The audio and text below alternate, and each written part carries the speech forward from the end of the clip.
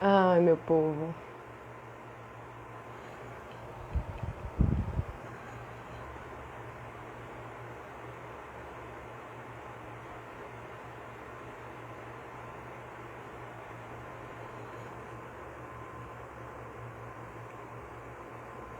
Boa tarde, sejam bem-vindos.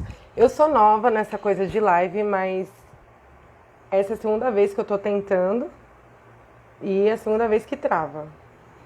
Então, já entendi que faz parte, é isso, né?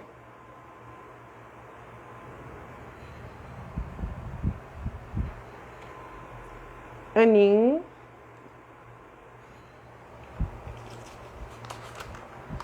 gente, boa tarde para todo mundo que tá entrando.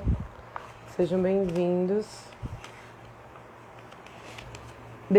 Vou deixar gravado na página. Aqui. Vamos lá, irmã. Segundo round.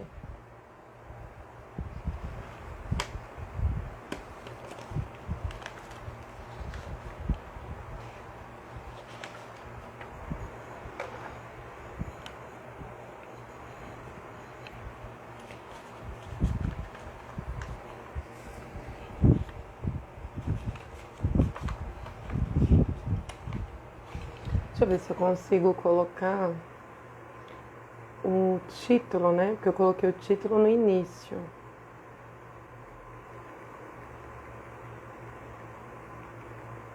Dá pra te chamar, irmã? Vou chamar, peraí. Peraí. Convidar Anin.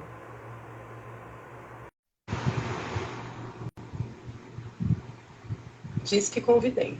Foi? Foi.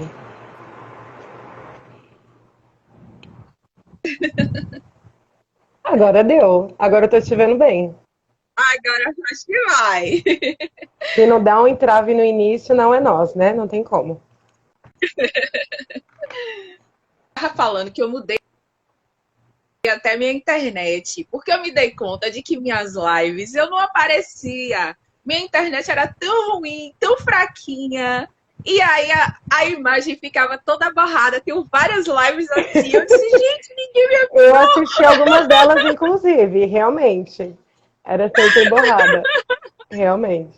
Aí eu dei uma melhorada na internet. Acho que hoje eu vou aparecer bonitinha. Botei um Eu também me brinco, arrumei pra botei você. uma blusa bonita.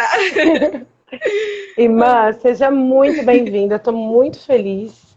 É um encontro que eu já queria há muito tempo. Eu não sabia aonde, de que jeito, de que forma, mas eu sabia que a gente ia falar sobre esse tema juntas. E para ir, né?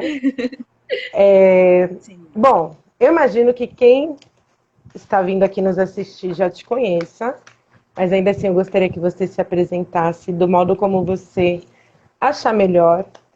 Quero já adiantar que, para mim, a Nin, além de uma grande referência como irmã, política, literária, poética, é uma referência que eu acho que temos viva de uma prática que não é só sobre teorizar um tema, é sobre viver um tema. Isso para mim é muito inspirador, né? E não é à toa que, além de sua irmã, sou sua fã. Já disse algumas vezes, mas vale ressaltar. Gostaria que você se apresentasse, irmã, por favor. Obrigada. Oi, minha gente. Faz tempo que eu não faço uma live. É... Boa tarde, bênção, meus mais velhos, bênção, meus mais novos. Estou feliz de estar aqui hoje, da gente conversar sobre esse tema, né, tão inspirador para falar de mulherismo, para falar de maternidade, que, enfim. Bom, eu sou Aninha Urace. Esse nome significa mulher balanta, né? Eu sou as minhas origens, eu fui atrás das minhas origens, né? Minhas origens são Guiné-Bissau, povo balanta de Guiné-Bissau. Eu sou mãe, né? Sou fonoaudióloga de formação e trabalho aí no SUS há bastante tempo já. Mas fora do meu trabalho, fora do meu âmbito, né, enquanto atuação, enquanto profissional de saúde, eu comecei a buscar outras coisas, né? Buscar entender melhor saúde e cultura. Enfim, comecei a fazer traduções. Então, eu acabei ficando um pouco conhecida nas redes sociais, assim, nos meios de militância, devido às traduções de autor, a tradução, divulgação, né, de Uhum. autores africanos que não chegam para nós, e aí não só no campo da saúde, né, para eu entender melhor, me entender melhor enquanto profissional de saúde, eu fui para a literatura, fui para a filosofia, para a história, cultura, espiritualidade, né, e aí eu atuo fora, né, da meu âmbito profissional, eu atuo fazendo traduções ou ajudando na confecções de livros que são vendidos e que ajudam no financiamento de organizações pretas, né? Organizações pretas de base comunitária. Uhum. Então, é isso. E eu estou muito feliz de estar aqui hoje com você, minha irmã, que a gente já se conhece há bastante tempo. Acho que as pessoas, né, não têm essa noção. A gente se conhece há bastante tempo. Admiro muito o seu trabalho sólido na psicologia, sabe? Acho isso muitíssimo importante. A gente vem vendo aí, tem visto pessoas com trajetórias assim, iniciando ainda, né? E eu vejo o quanto você vem há muito tempo fazendo esse trabalho e o Uhum. quanto agora você, né, tem muita responsabilidade nesse Uhum. processo, então admiro muito você. Estou muito feliz de estar aqui com a gente conversando. Uma honra. Eu tenho que lembrar que a gente está sendo vista para não fazer aqueles comentários que a gente faz no privado, mas vamos lá. Quanta gente! Pois é, gente, esse horário eu achei que não ia dar ninguém, né? O horário que tá todo mundo trabalhando, mas que bom, vai ficar salva a live. Que Bom, bom. não tinha como eu falar sobre mulherismo sem convidar você. Você, para mim, quando eu comecei a pesquisar as primeiras autoras, quem estava fazendo a tradução era você, ainda aquele blog que você tinha, os pensamentos mulheristas, eu acho que naquela época você era a única mais divulgada, depois foi começando. Ih, travou, voltou? Você era a única que tinha uma certa. Era difundida de um certo modo, a partir de você começou a surgir mais pessoas. Então, do meu ponto de vista, obviamente dentro da minha bolha, né? Porque, enfim, o Brasil é gigante, tem milhões de pessoas pretas aí, mas dentro do aonde eu conseguia ver, você teve uma grande influência. Não só de um modo relacional, mas agora, enfim, consolidado, suas traduções, seus escritos. Difícil quem está tentando fazer a caminhada do modo como nós temos feito e não saber quem você é. Se não sabe, agora está sabendo, né? Então é isso, eu me sinto honrada. Você falou até assim, irmã, vamos falar de um outro tema, porque eu já falo de mulherismo há muito tempo. Todo mundo já sabe, todo mundo está cansado de me ouvir falando de mulherismo. E aí eu abri uma caixinha de perguntas ontem, para saber o que o pessoal queria saber. E aí tinha perguntas assim, como superar o binarismo do mulherismo africano? Aí eu pensei, tinha uma outra pergunta assim, mas como que o feminismo pode contribuir com o mulherismo africano? Eu pensei, tinha muitas perguntas que deu para mim para entender que por mais que seja difundido, as pessoas ainda não conseguiram de uma maneira mais massiva entender o fundamento. Porque se tem esse entendimento de que são coisas convergentes, então a base mesmo não está sendo capturada. Eu já vi muitas irmãs também que estão se apresentando como mulheristas e elas estão tentando colocar o feminismo como uma corrente aliada. E a questão não é tanto sobre criticar ou não o feminismo, a questão não é essa. A questão é que tem uma diferença tácita e epistemológica no sentido de realidade. E por isso, eu gostaria que você desse uma introdução. A intenção dessa live, ela não é só recapitulando, né? Não é ser professoral, mas vai acabar sendo. Não é para ser teórica, mas vai acabar sendo. É para ser uma conversa. A tudo que você disser aqui, eu também quero que seja muito da sua perspectiva de entendimento, porque é exatamente sobre quando a gente se aprofunda num determinado tema, de que modo a gente consegue entender a realidade prática, os limites, enfim. Então, eu gostaria que você apresentasse a sua percepção sobre o mulherismo a partir das suas leituras e vivências, e até já trazendo perguntas, que foram muitas, e muitas nessa linha, como você entende essas diferenças? Pode ser esse início? Pode. Então vamos lá. Mais uma vez, eu comecei a escrever nas redes sociais sobre mulherismo com o blog, estava em 2015, né? Então chegou a hora eu falei assim, nossa, acho que tá todo mundo cansado, você tá careca de saber, né? Mas é sempre bom falar, né? E reforçar, principalmente diante de tantas narrativas em redes sociais, né? E às vezes muita coisa não há acesso mesmo, né? O trabalho com as traduções também é nesse sentido, para dar acesso às pessoas a um conhecimento que propositalmente não é traduzido pelas editoras brancas, né? Então vamos lá, começando do começo. O mulherismo africano, ele não é uma teoria e nem é um movimento, tá? E quem fala isso é a autora que cunhou o termo, Clenora Hudson, que é uma africana nascida nos Estados Unidos e que ano passado, pela primeira vez, a gente conseguiu trazê-la, né, para uma conferência que foi transmitida aqui no Brasil e tal, tá lá no YouTube. E ela diz, né, mulherismo não é uma proposição teórica, é um resgate. É um resgate.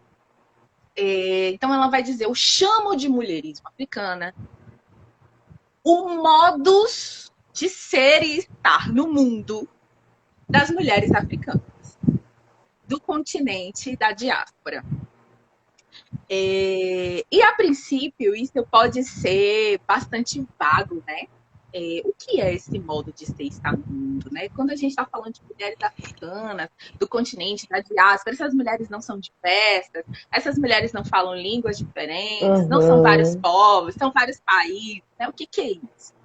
E aí a Cleonora vai dizer, olha, existe uma base cultural, baseada num conceito também, né, de unidade cultural africana, que por mais que essas mulheres, que esses grupos, né, que esses povos, eles sejam diferentes entre si, tenham suas diferenças, existem coisas que os irmanam, existem alguns valores comuns. Por exemplo, e aí ela vai começar trazendo, né, respeito aos mais velhos, né? Então você não vai chegar nenhum povo africano em que o mais velho senta no chão e o mais jovem senta na cadeira. Né?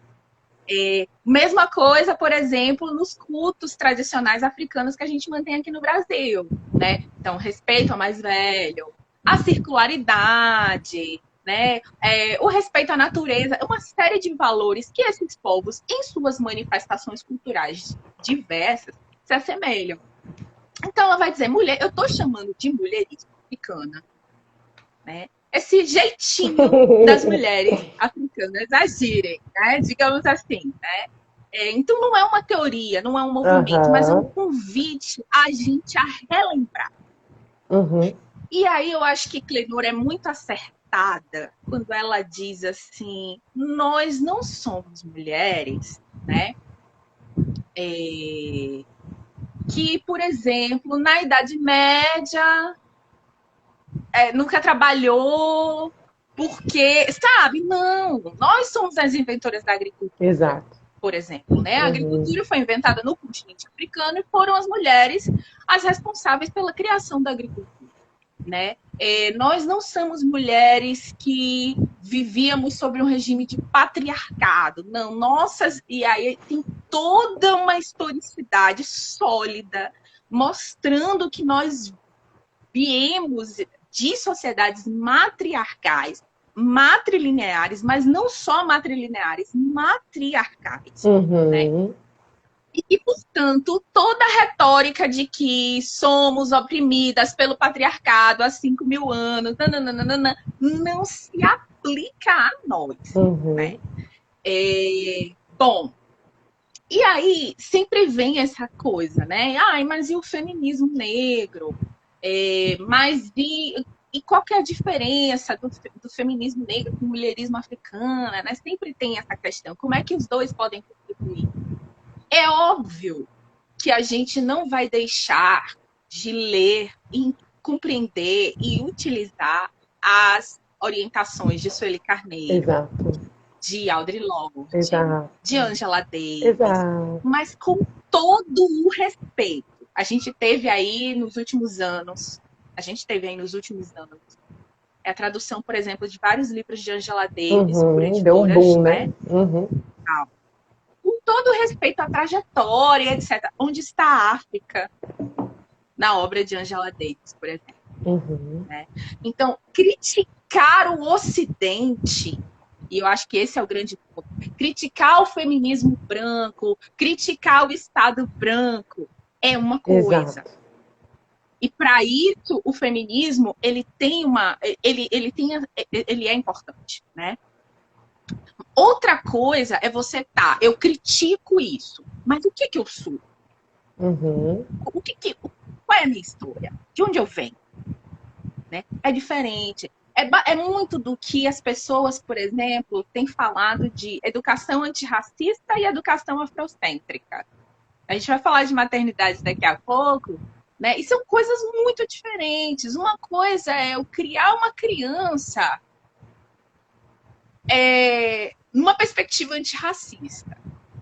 Então, essa criança, olha, meu filho, você não deve falar tais e tais expressões que são racistas. Outra coisa é eu criar uma criança dentro da cultura africana. Exato. Né? Que é diferente o modo que ela vai comer, o modo que ela vai se vestir, o nome que ela vai ter, né? Então, eu acho essas duas grandes diferenças de base, né? Então, acho que o mulherismo africano, o que ele nos propõe? É que a gente olhe para trás, para a nossa história de 200.000 anos, para a história dos impérios africanos, das comunidades africanas. Olhe para trás, vejam o que essas mulheres fizeram, que estratégias elas utilizaram para superar problemas que hoje a gente vive e a gente não sabe como resolver. Exato. Né? Porque a gente perdeu a memória. Né? Então, problemas que sempre existiram, ou problemas que são advindos do colonialismo, né? Que a gente teria condição de resolver recorrendo à nossa base cultural, a gente acha que vai dar conta de resolver usando uma base cultural europeia, uma teoria europeia. Né? Então, eu acho que essa grande diferença entre ambos as proposições. Né? E aí, acho que a gente pode... não sei se alguém não ficou nítida ainda para alguém nos comentários, mas essa é a grande diferença. Eu acho que eu gosto sempre de fazer analogias, né, para a gente fazer culto de ancestral no Brasil, para a gente, né, se manter vivo, manter a cultura viva. A gente criou o candomblé, a gente criou quilombo, a gente não foi enegrecer a Casa Grande, né? A gente não foi querer enegrecer, sei lá, né? A gente fez um caminho de resgate às nossas coisas, né? Então, é essa proposição do mulherismo para que a gente olhe para a cultura africana do continente da diáspora, olhe as mulheres do continente da diáspora, como elas resolviam as suas questões e se inspire para poder resolver as nossas questões que nós temos hoje. É muito didática, né, Aninha? Sempre foi. Então, para mim, é sempre como se fosse a primeira vez também ouvi-la. Mas é isso. E aí, ainda complementando o que você disse, o que geralmente tem essa associação da galera que ainda está muito pautada, que existe só uma historicidade que é ocidental, é que para você enfrentar mazelas do patriarcado, você precisa ser necessariamente feminista. como se não houvesse de fato esse lugar de embate ao patriarcado ou de deslocamento de sentido de mundo que não seja através da própria historiografia do Ocidente. O que eu acho muito interessante de quando a E é gente uma diga, só para não perder o claro, gancho, e que é algo, inclusive, colonial. total, Né? Porque o colonizador fez isso. Olha, você combate o machismo, então você é feminista. sim, Mas o feminismo, enquanto fenômeno histórico, ele nasceu na França. Né? exatamente, Ele é europeu. Então, vai aham, você olha, mas você combate o machismo, então você é feminista. Você é solidário, então você é cristão. exato, Você não acredita no Estado, então você é anarquista. uhum, Então, é o tempo inteiro nomeando povos outros a partir da historicidade europeia. Isso é racismo, isso é colonialismo também. perfeito, Né? É um colonialismo, inclusive, dos movimentos sociais, né? total, uhum, total. Deixa eu ver, travou, voltou. Tá me ouvindo? Eu tô te Agora, ouvindo. então só foi para mim que deu uma travada. Perfeito, irmã. E aí, além desse movimento colonialista que aprisiona sentidos de mundo total, quando você. Eu vou tentar até ratificar o que você falou, que todos os autores da afrocentricidade, eles batem muito nisso. Quando eu sistematizo um nome, a disputa é de sentido, então é importante nomear, e nomear a partir das nossas referências, mas eu não estou teorizando.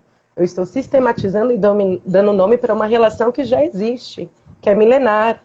Estou trazendo aqui à tona, principalmente para a gente da diáspora, e para quem está num processo de colonização sistemático, que sim, tem história antes e tem nome, né?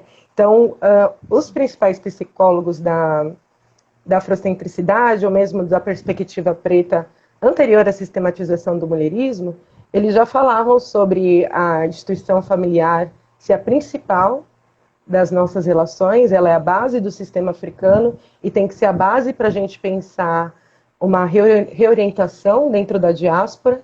Eles falam sobre o próprio processo de desfragmentar as famílias pretas como um processo de colonização, como um processo de assimilação.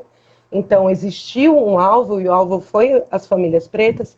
Para desmembrar famílias pretas, não foi só pelo extermínio físico, mas pelo extermínio de sentido de familiaridade, de sentido de coletivismo, de sentido de comunalidade.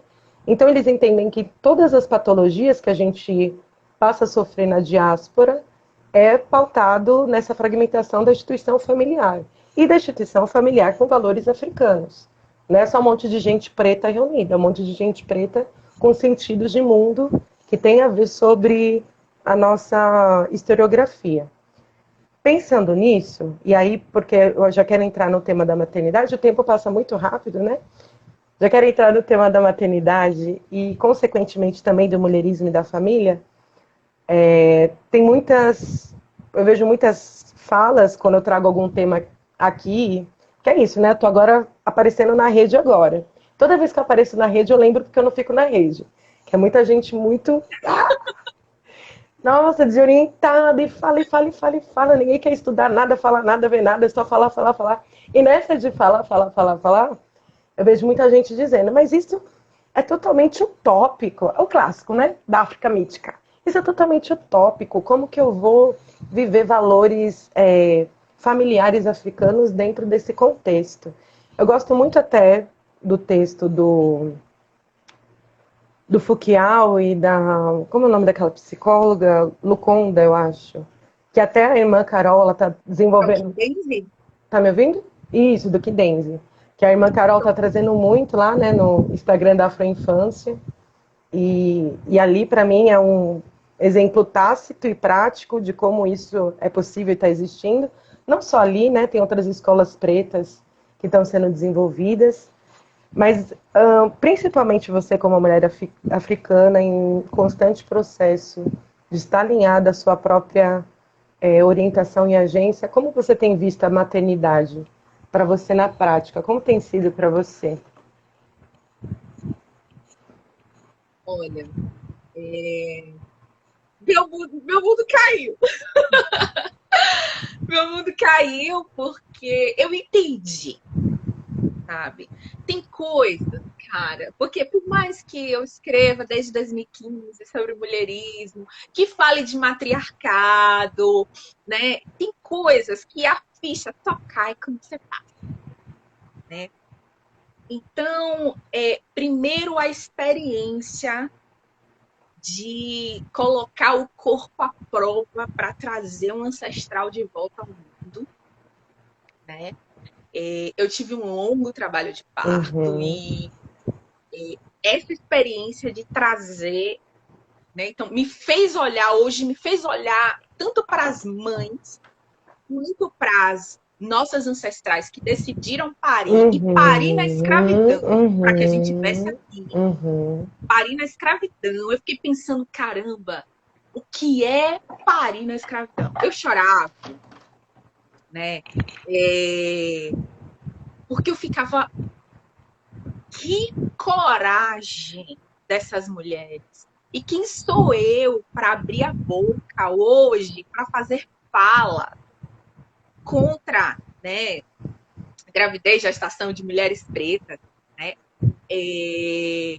Quando essas mulheres escolheram dar continuidade ao nosso povo, apesar de tudo, né? Apesar de tudo. Então, isso me fez ter muito mais respeito, assim, mas um respeito visceral de quem sentiu o corpo doer, né? Para trazer um ancestral de volta. Então, esse respeito maior pelas nossas ancestrais, pelas mulheres pretas, né, mães, né, por entender, assim, olhar e dizer, cara, eu entendo. E toda parte, né, então, a questão do parto muito, muito central, né, óbvio. Outro ponto, a questão de você compreender mesmo ao ser humano vendo uma criança se desenvolver. O Foucault fala isso, né? O Foucault fala isso. Do Kindense, né? Cuidar de crianças ensina sobre como o ser humano funciona. Exato. E como é a humanidade. E é por isso, por exemplo, que o Ocidente é o que é, porque o Ocidente não gosta de criança, né? A priorização o Ocidente não gosta nem de crianças, nem de idosos. Eles priorizam indivíduos jovens, né? Então, mulheres jovens, né? Homens jovens, o corpo, a força, né? Isso tudo tem a ver com eles, né? Enquanto nós somos é o povo dos mais velhos das crianças, né? Então, me fez observar o desenvolvimento da minha filha, né, me fez compreender mais, né, o ser humano mesmo, né, é algo bonito de ver. Acho que um ponto importante com relação à maternidade também é que traz pra gente e agora? Tem um ser humano aqui, eu que estou, né, lendo há tanto tempo e escrevendo há tanto tempo sobre afrocentricidade, tem um ser humano aqui agora. E o que é que eu vou fazer? Do que come ao que, sei lá, ao que veste, o que eu vou fazer para criar uma criança que, de uma maneira que coadune com o que eu acredito e o que eu vou escrevendo. Né? E esse desafio é um desafio diário. Sim. Né? Então, o que eu vou fazer? O que eu vou cantar para dar banho? Né? Pensar em tudo mesmo, para fazer diferente. E essa era uma das coisas que eu sentia muita dificuldade em grupos de mães pretas. Porque os grupos de mães pretas, como muitos grupos, né, de mulheres pretas, muitos grupos, tem forte influência feminina. Então, a discussão gira em torno de reclamar da maternidade. Sim. Né? Porque essa é uma das coisas que o feminismo trouxe para nós, Uhum. né? E nos deixou de legado nas nossas comunidades e no mundo, que é falar mal da maternidade o tempo inteiro. Uhum. Né? Falar mal da mulher que tem filhos, não acolher crianças, ser muito cruel em falas em relação aos meninos. Sim, né? sim. E falar mal da maternidade. Né? Então, os grupos de mães, né, eles reproduzem essa lógica muito. E eu aqui pensando, cara, o que eu vou fazer para criar uma menina para que ela seja parecida com Yamassou? Uhum. Para que ela seja parecida com uma Estela de Oxóssi? Para que ela seja parecida, sabe? Quais são os desafios? O que nós temos que fazer para criar meninos que pareçam com Mestre Didi, que pareçam com, sabe, assim, ao invés de eu estar o tempo inteiro no polo da negação, né, do rebater, né, estar no polo da proposição. Perfeito. E dizer, ok, nós temos este mundo horroroso, nós temos essa comunidade toda cheia de problemas. O que é que eu vou fazer exatamente com o Sodré? O que é possível fazer? O que não pode faltar na criação dessas crianças para que a gente tenha uma geração melhor? Né? Para que a gente tenha menos problemas do que o que a gente enfrenta hoje, né? Eu vou acabar falando mais da criação de meninas, porque minha filha é menina, né? Mas vou trazer os meninos também. Você tá lendo os comentários aí? Eu não consigo fazer os dois ao mesmo tempo, não. Tô lendo. Irmã, você tocou num tema agora. Isso eu posso afirmar que foi uma das coisas que eu aprendi te observando.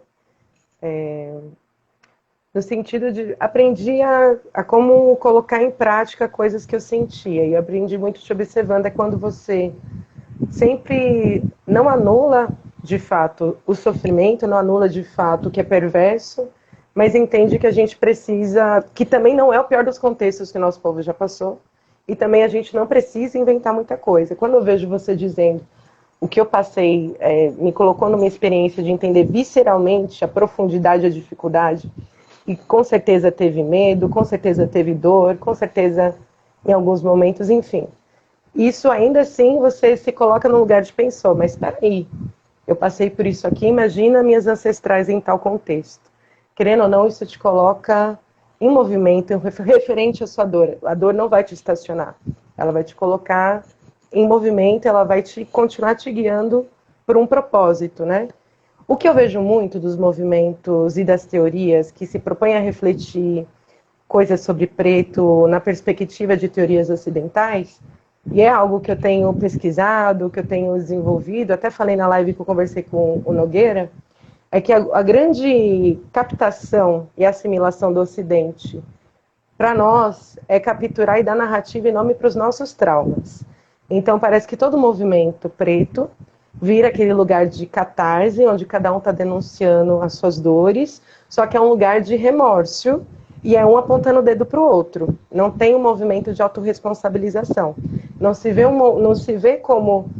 Eu quero ver dentro dessa peneira preta quem não foi ferrado mentalmente, não sofreu algum tipo de violência cruel e que não deveria. E são diferentes esferas, não é nem sobre ser maior ou menor, são diferentes âmbitos. O corpo ele é destroçado e ele esquartejado de diferentes cortes. Então, quando eu ouço você falando nessa perspectiva, é exatamente sobre querer sair de um movimento do remorso. Peraí, isso aqui a gente já sabe. E o cenário que a gente está também não é dos piores frente ao que já foi posto, né? Claro que, enfim, tem diversos contextos que são terríveis. A gente está falando de... Não é nem como se melhorou. Chacina de quilombos e de indígenas está acontecendo aqui na nossa live, mas nesse exato momento. mas que ainda assim a gente tem a maioria das pessoas que pelo menos estão aqui nos assistindo e que estão nesse movimento de ficar de denúncia, são pessoas que estão em situações muito diferentes dessas que a gente traz aí na historiografia pós-escravidão. Entendendo isso, entendendo os desafios que você já colocou aqui, que você tem diariamente, que isso faz você tentar criar estratégias, tentar criar meios. A gente vive num território anti-preto, anti-maternidade, anti-criança, anti-velho, é muita coisa junta, tudo principalmente contra pessoas pretas. De que modo você tem conseguido achar fissuras para minimamente conseguir dar passos, porque nem vou dizer que tem um abismo entre o nosso ideal e o que é possível agora, isso é fato. A gente não vai conseguir, a gente trabalha para não ver o que pode ser mudado, né? Como sempre diz nossos mais velhos. Trabalho que é de semente, a gente não vai ver tudo. Mas agora, de modo prático, como você tem feito estratégias para minimamente conseguir conciliar com essa lógica anti-maternidade, anti-criança, anti-educação afrocêntrica? Primeiro eu dizer assim que essa lógica anti-criança, anti-maternidade, né, é uma lógica que casa muito bem com o genocídio do povo negro, né? Então eu fico muito triste quando eu vejo irmãs comprando esse discurso. Queria fazer um adendo, eu tinha separado aqui algumas coisas, antes de responder propriamente, né? Tinha separado algumas coisas que eu não poderia deixar de falar. Uma das coisas que eu não poderia deixar de falar é, por exemplo, ver mulheres pretas aderindo ao movimento Laqueadura Sem Filhos. Né? E aí eu queria lembrar as irmãs, né, que estão aqui na live, que não conhecem, que estão entrando nessa, ou que não conhecem a história, a lei que hoje existe no Brasil, que orienta que mulheres que desejam fazer laqueadura, né, tenham pelo menos 2 filhos de 20 anos, é uma lei que é uma conquista do movimento negro, do movimento de mulheres negras, inclusive muitas delas feministas, né? Na década de 90, a partir dos dados de uma PNAD, foi identificado que mulheres pretas eram proporcionalmente mais esterilizadas nos consultórios médicos desse país do que mulheres brancas. Perfeito. Então, o movimento de mulheres negras foi a luta.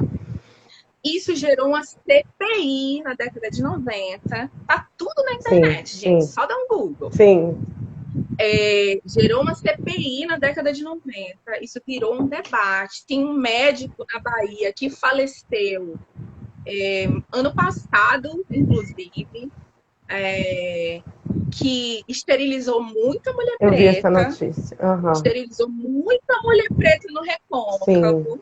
Inclusive, eu vi ativistas... Gente, eu fico chocada. Eu vi ativistas lamentando a morte desse médico, né? Um homem branco. E a lei que prevê a esterilização, ela tem sido duramente questionada, né? O que prevê que é necessário, né, ter requisitos para antes de fazer a laqueadura, ela tem sido duramente questionada, inclusive por mulheres pretas.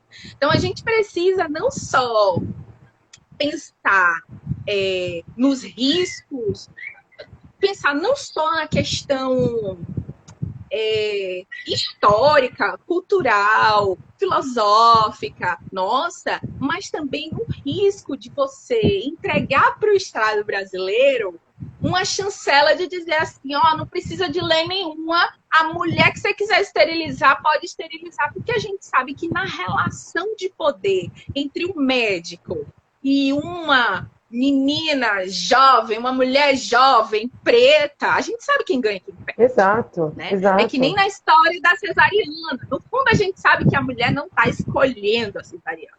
Né? Ela é estimulada por todos os meios a fazer cesariana. Então, a gente precisa ter muito cuidado, né? Quando a gente toca nesse tema. Outro ponto então, como que rompe, né? Como que rompe com essas fissuras? Como é que rompe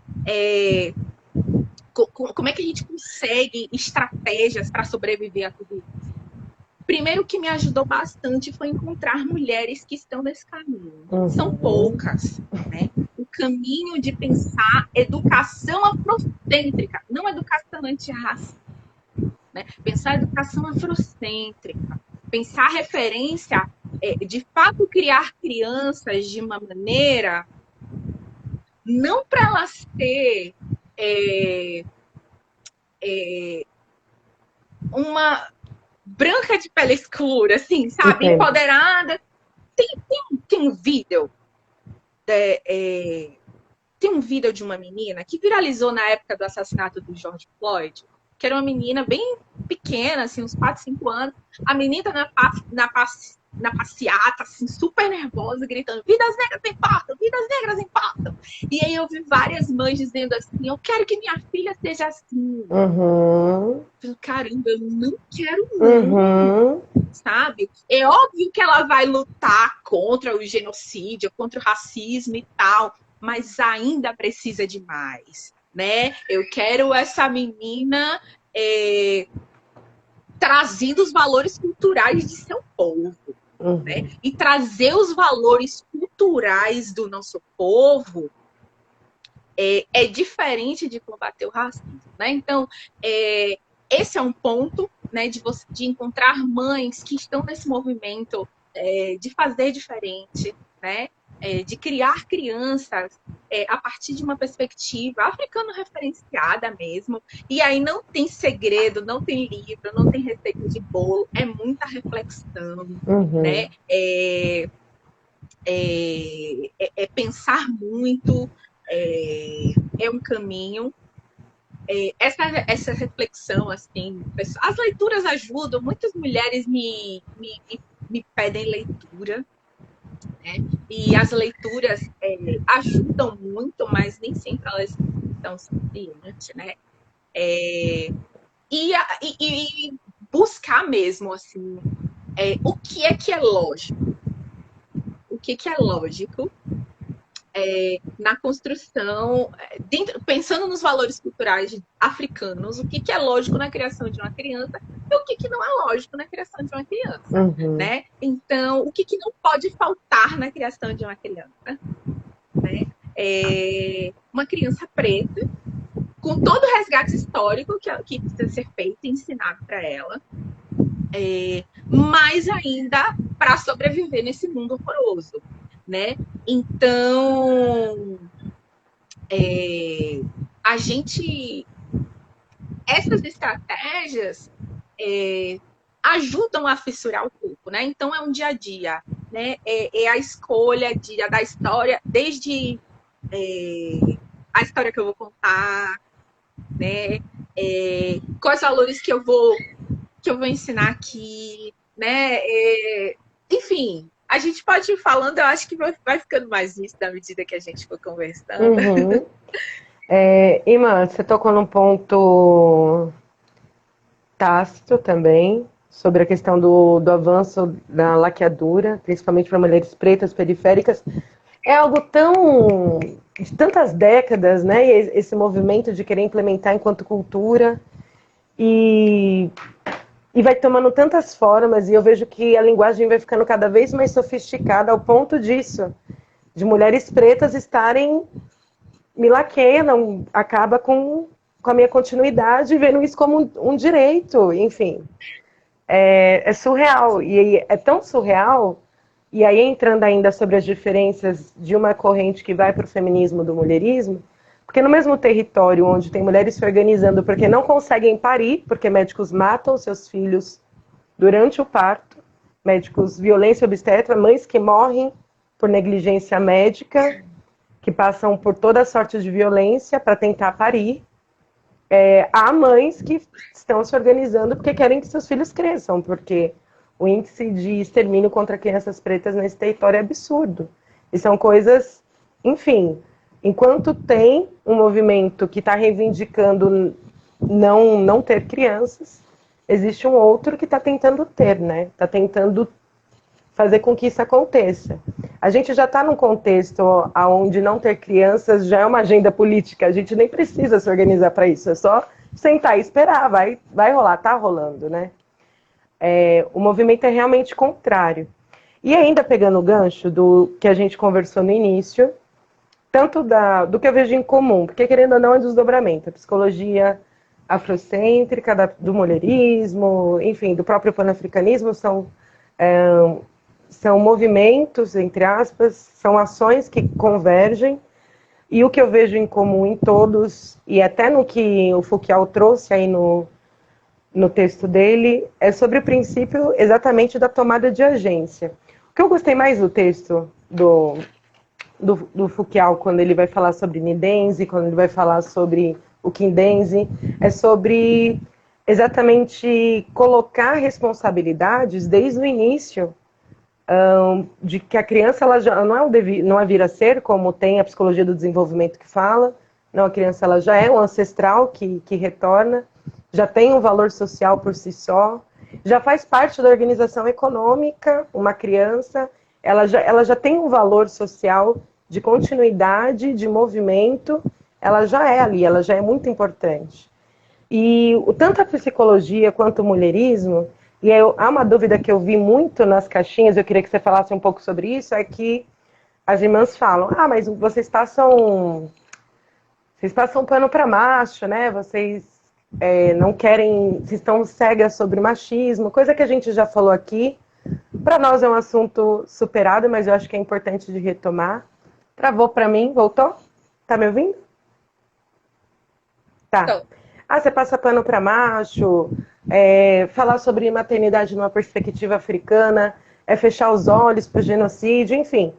Sendo que o convite o tempo todo é o contrário. Olha, a gente está na maafa, cada um pegue a sua responsabilidade, ninguém vai nanar ninguém, e a gente precisa se responsabilizar o que nos cabe e nos entender como uma formação que só vai fluir em conjunto, né? E claro que a gente está contra um sistema, enfim, anti-africano. Então isso tem um grau de complexidade e dificuldade imensurável para se colocar em prática. Mas como você está vivendo isso em pauta, porque eu imagino que, né, se eu ouço esse tipo de coisa e convivo com esse tipo de narrativa, imagina você. Então eu gostaria que você falasse um pouco sobre esse papel da agência, do próprio mulherismo, e desse papel da agência na infância já, desde da ideia de responsabilidade na infância. Tem um grupo, tem uma das mulheres que eu tenho muita felicidade de poder estar conversando sobre maternidade, é a professora Thaisa Ferreira, né, que ela tem um Instagram e ela trabalha muito com educação afrocêntrica. E ela estava compartilhando com a gente no grupo sobre a Nadov, né, um livro dela de educação afrocêntrica, que a gente está querendo muito trazer para o Brasil, enfim, espero que chegue. Que na nossa perspectiva, na perspectiva do nosso povo, a criança já tem habilidade antes de nascer. Porque, veja bem, ou a gente acredita em ancestralidade, ou a gente não acredita. Sim. Ou a gente acredita.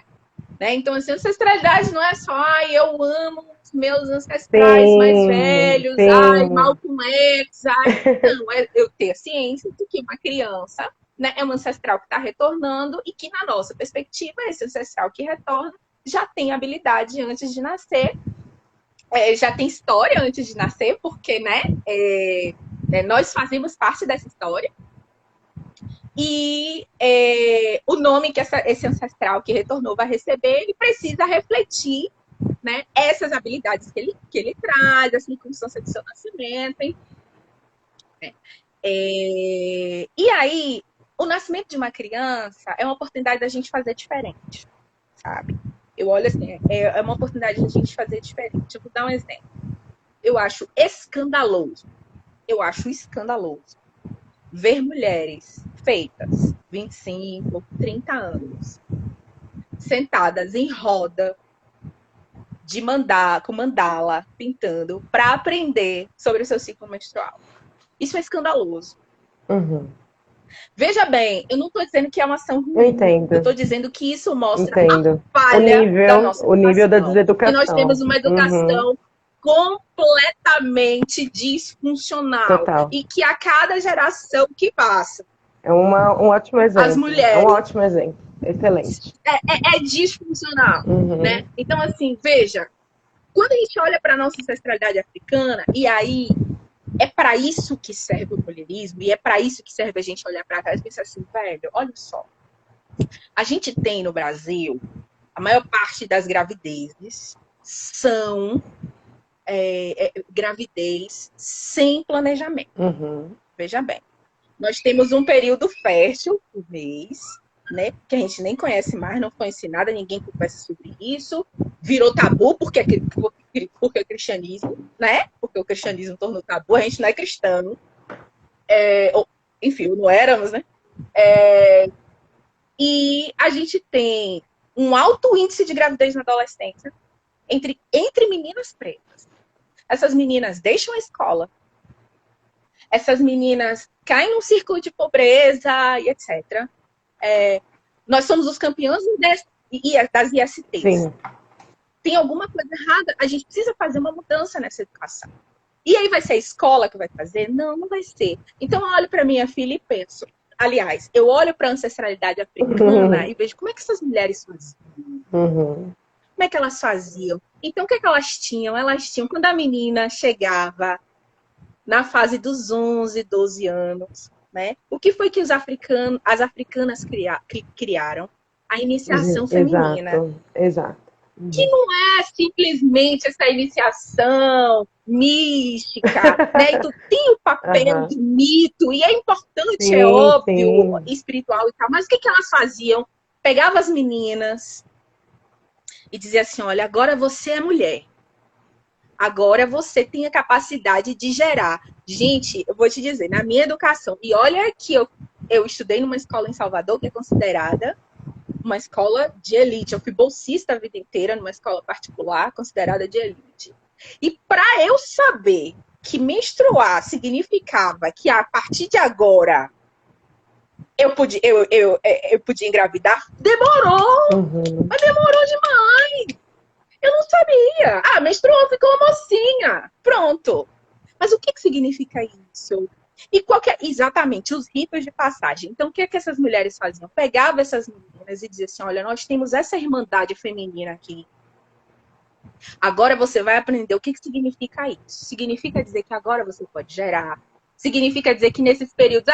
Aí começa. Você vai prestar atenção à lua, você vai usar tal e tal erva quando você tiver cólica, você vai prestar atenção no seu ciclo, você vai prestar atenção no seu corpo, quando tiver desse jeito, tá normal, você vai olhar o que é normalidade, o que não é normalidade. E veja bem, olha o tanto de problema que uma coisa dessa sana é simples, mas era assim que as nossas ancestrais faziam. São tecnologias totalmente possíveis. Aí eu escrevo para as mães de menina e falo assim, as mães de menina na mesma faixa etária e falo assim, eu já sei como é que a gente vai recriar isso. Aí, como que a gente vai recriar? A gente vai fazer um acampamento de férias. Quando essas meninas menstruarem, quando as nossas filhas menstruarem, a gente vai pegar elas, vai formar um grupinho, a gente vai fazer um acampamento de férias e vai ensinar para elas. É porque, assim, gente, está nítido que o Estado não está dando conta de resolver, né? Está nítido que a cada geração a gente mantém esses mesmos problemas, né? E são coisas possíveis da gente fazer. Exato. Então, é óbvio, a gente não tem condição hoje, agora, de recriar todo o rito de iniciação feminina que as iorubás faziam. Sim. Então, a gente não tem condição ainda. Mas por que a gente não pode pegar as meninas da nossa família próximas, né? Não vai ser grandes revoluções, próximas das nossas famílias, das nossas comunidades, né? E fazer de conta, né? E aí, eu acho que essa é a grande diferença da proposição que o mulherismo traz das proposições de outros grupos, né? Porque os outros grupos, nos movimentos ocidentais, o que vai dizer? Que o Estado tem que oferecer educação sexual para as meninas pretas. Sério? Você confia? A professora branca lá na frente, biologia, né?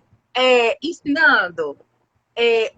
o que a gente está ensinando para essas crianças dentro de casa? Né? Qual que é o nosso papel? É tudo do Estado? É responsabilidade do Estado? né? O que está sendo ensinado dentro dos terreiros, né? A gente tem conversado sobre isso, né? Então, são proposições que se espelhar,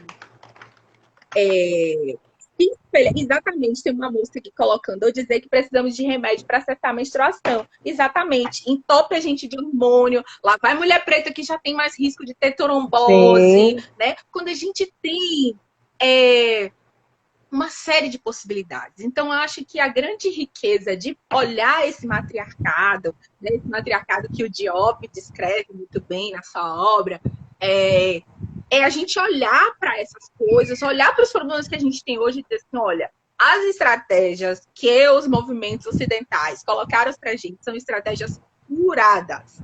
É necessário fazer diferente. Como é que as nossas ancestrais faziam? E vamos fazer, né? Perfeito. E vamos aplicar, né? E eu acho que por aí. Ouvir você falar me fez lembrar de uma conversa que eu tive hoje mais cedo com minha irmã. A gente estava falando sobre... Ela estava contando sobre a dificuldade dela estar iniciando uma família nova, casamento recente, e parece que aquela chave dos dois não tinha virado ainda. Tipo, que mudou, as responsabilidades mudou, o comprometimento dos dois mudaram. E aí ela comentou, eu acho que faltou um ritual para a gente entender que agora a nossa formação é diferente. E aí o que eu falei para ela foi o seguinte, olha, mesmo se vocês casassem, mesmo que vocês fizessem ali, chamassem a família e pronto, agora a gente está casado. O ritual ele só tem a função de passagem quando a gente tem toda uma estrutura de valores sendo ditos antes. Porque daí o ritual ele vai fazer esse marco da passagem.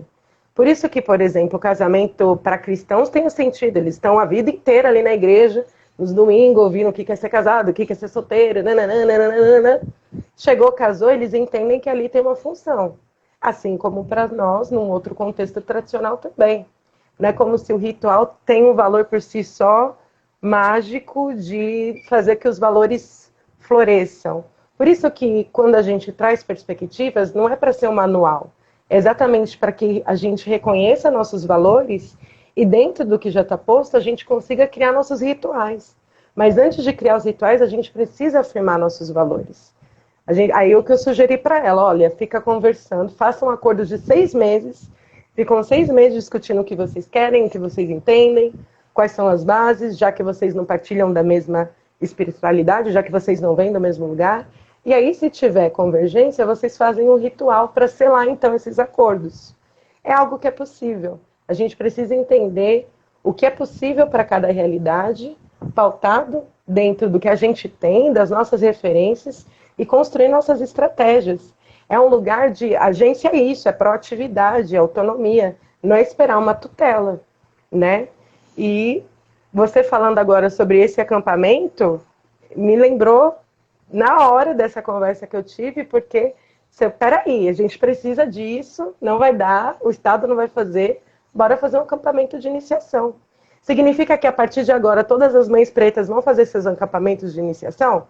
Talvez, eu achei mara a ideia, mas significa que é um campo possível, é isso, é sobre entender que a gente vai precisar co-criar as possibilidades de existência. Não dá para esperar de quem está nos assimilando trazer as possibilidades de reorientação, não é? O que você pensa disso? Você concorda? Concordo. E é de se pensar, porque muita gente fala assim, olha, mas a gente precisa da Lei 10.639 para ser aplicada nas escolas, e etc. A gente já sabe que branco não vai fazer, né? Óbvio que tem a sua importância histórica, tem trabalhos muito interessantes a serem feitos, mas o que é também que é responsabilidade da família, né?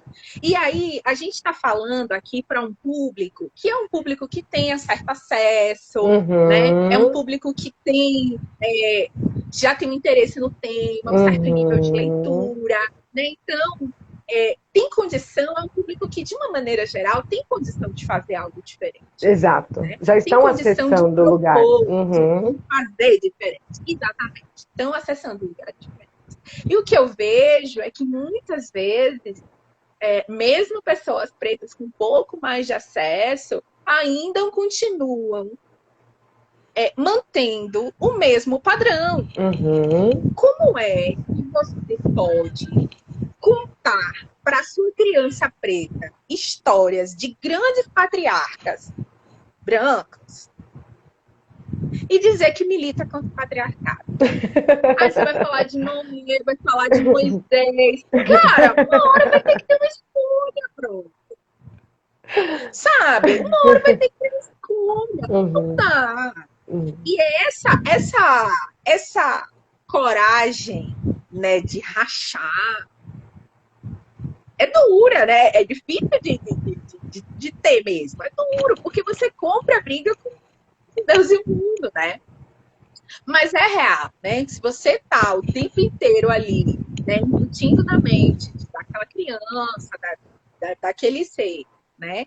Que histórias que trazem reflexo de valores culturais que não são nossos, você vai esperar o quê?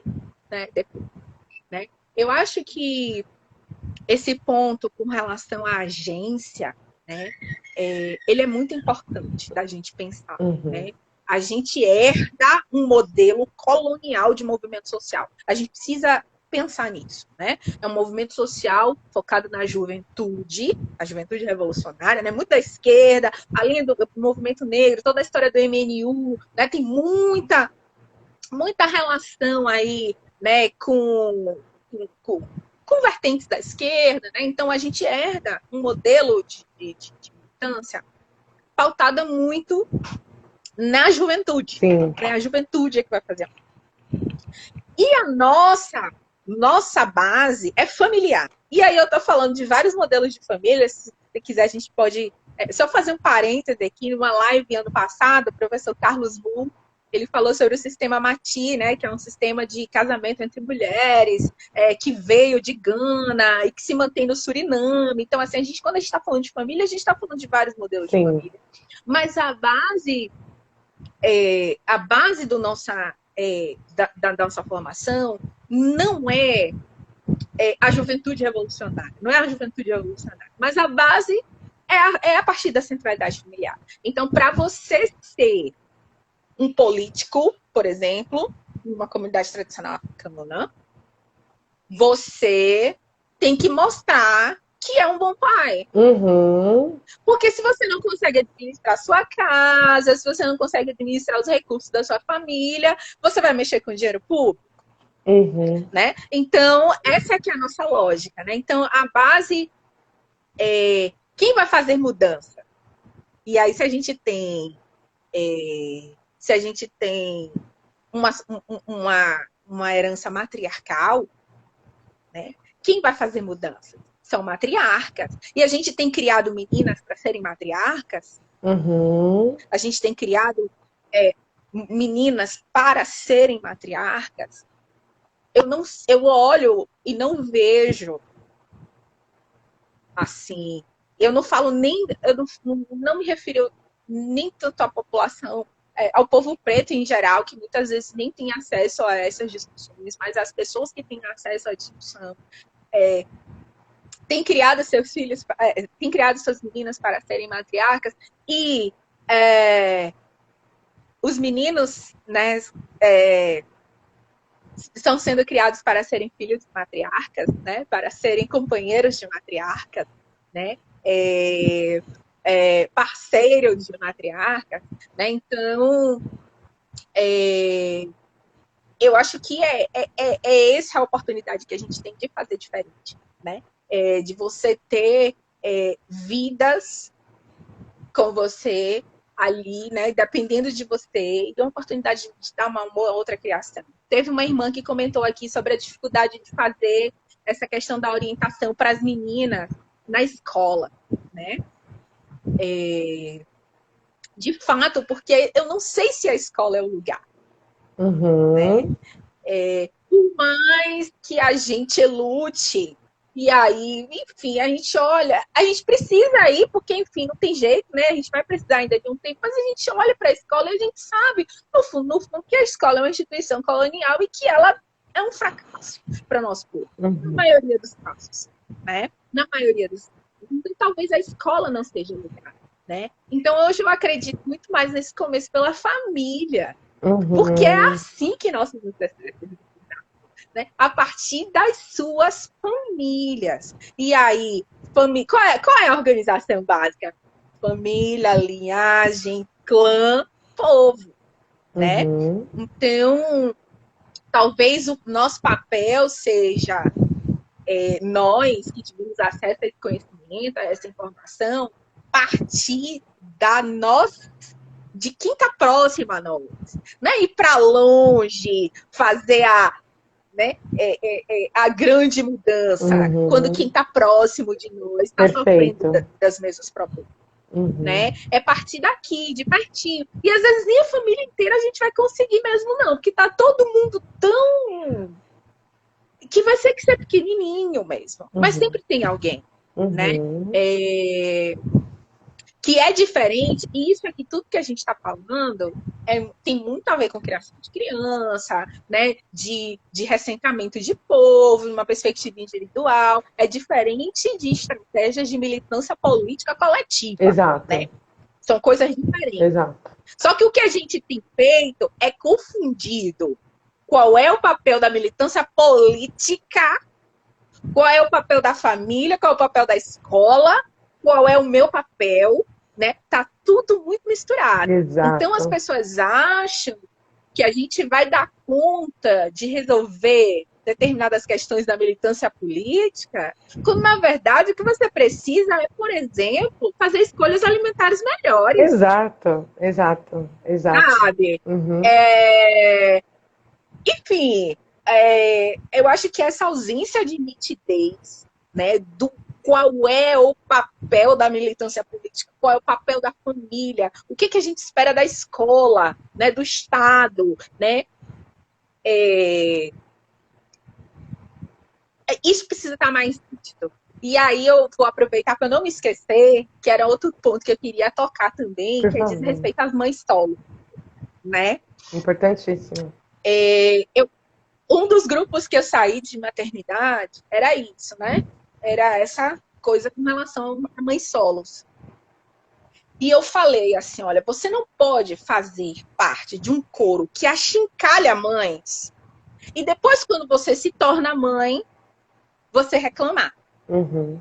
E aí, nesse grupo, eu falei assim, olha, eu olho para a minha história e me pergunto, quantas mães pretas que estavam ao meu redor eu apoiei?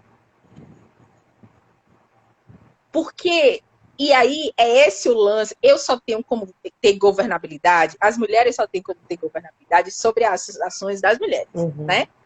Os homens têm uns grupos de pan-africanistas nos Estados Unidos, é muito, muito interessante de ver que eles estão criando círculos de cura, não sei se você já viu, Já. entre os homens e tal, Já. e eles têm um lema, os homens têm a responsabilidade dos homens, né? Eu acho muito legal. E aí, assim, eu fico pensando, eu pari, né?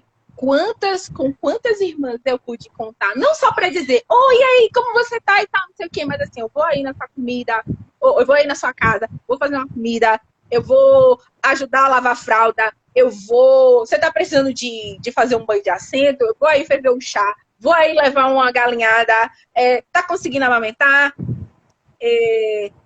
Eu posso contar menos de uma mão, assim. Uhum. E o contrário igual, né? Eu fui apoio para quantas mulheres Sim, sim. pretas, Uhum. né?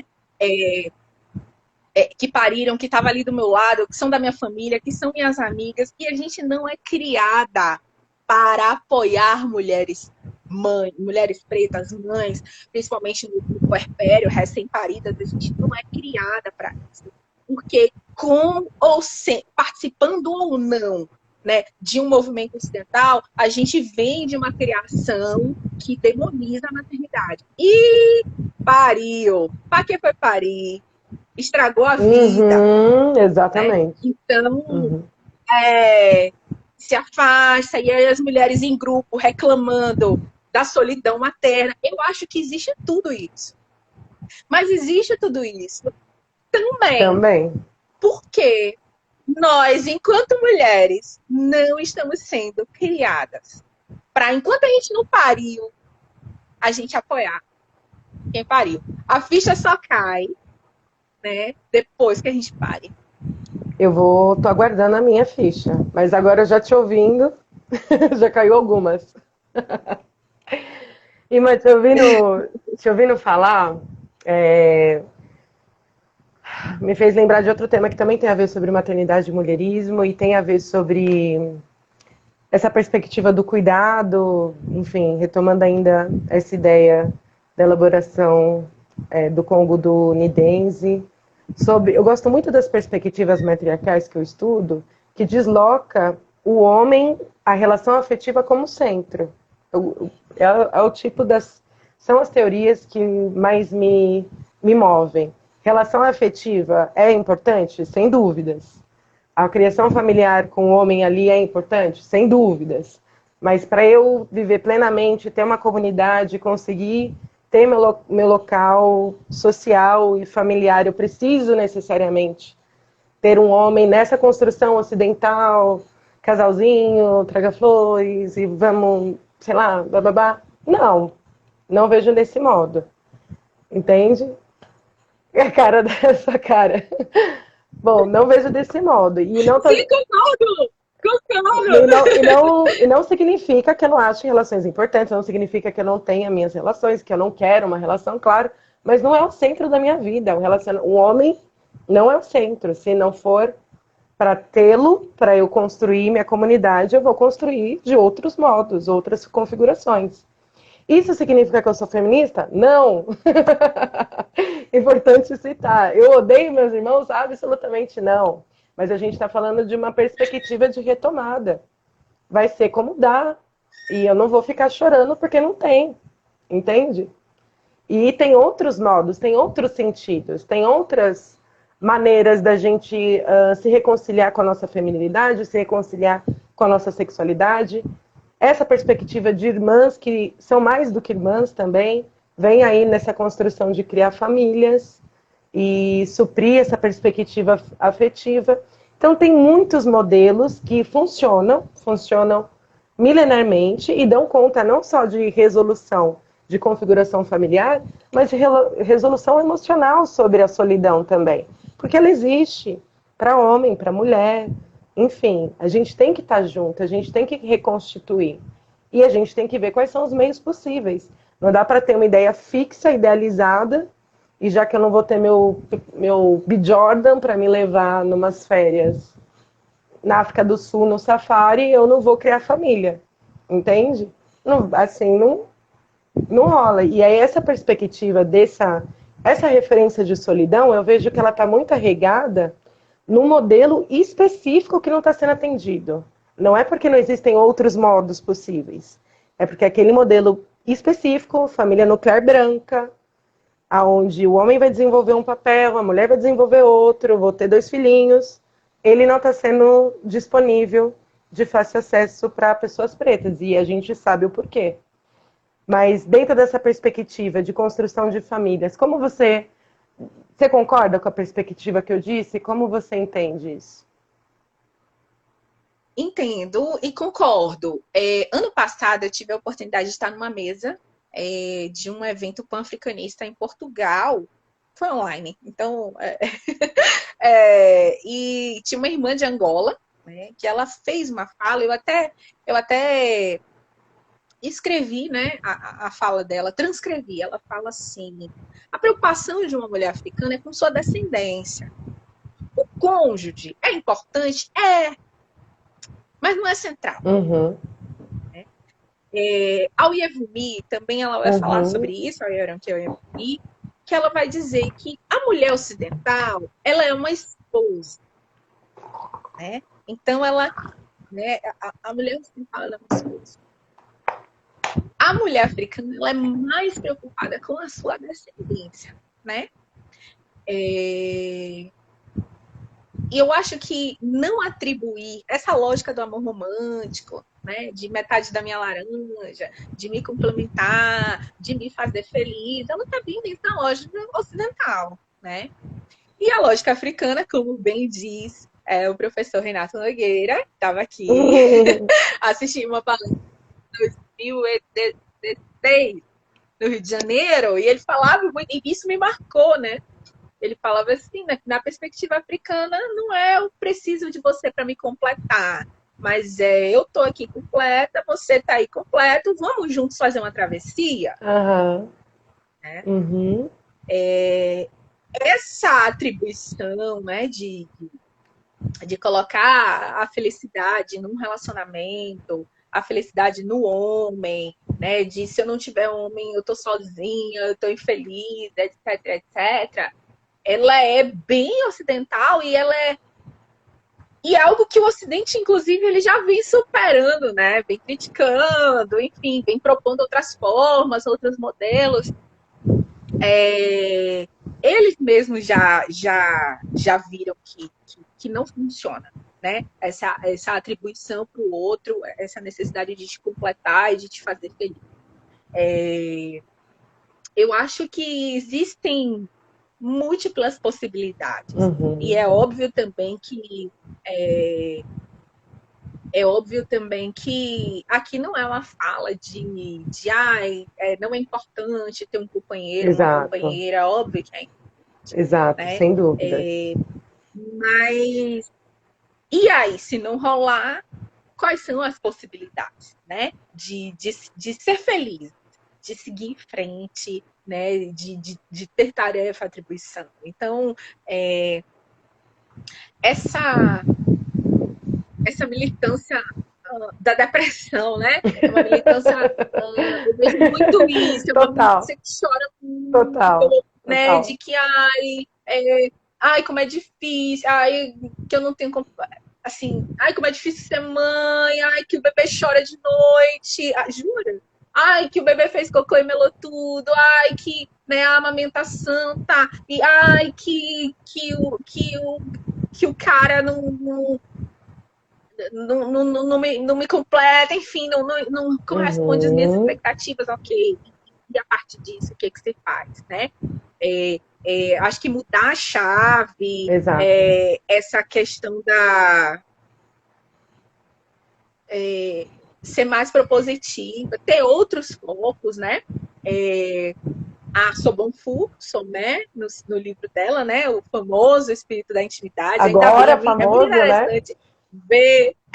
É muito interessante ver o livro ganhando mundo. Só um parêntese aqui, né? Só um parêntese. Tem muito PDF hoje de autor africano disponível na internet, em português, em inglês, né? Muito PDF. E eu me lembro do tempo em que isso não era tão difundido assim, que muita gente, que eu não vou citar quem, né? Muita gente mesmo, escaneava do próprio bolso e mandava listas e mais listas e mais listas e dizia, nós vamos fazer esse negócio disseminar. Né? Uhum. Então, se tem alguém que... Estão ouvindo o chorinho? Faz tempo, ó. Se tem hoje a gente tem Risadinha, chorinho. acesso, Uhum. se hoje a gente tem acesso, é porque teve gente que se dispôs, né, a escanear seu próprio bolso, seu próprio dinheiro para trazer isso. Uhum. A E aí traduzir ela também. fala sobre Uhum. assim, para trazer essa relação, né? Ó, se você não se importar, eu vou pegar minha neném e a gente continua o Claro, papo, irmã. tá? Peraí, um minuto. Vai ser a primeira vez que eu vejo em vídeo.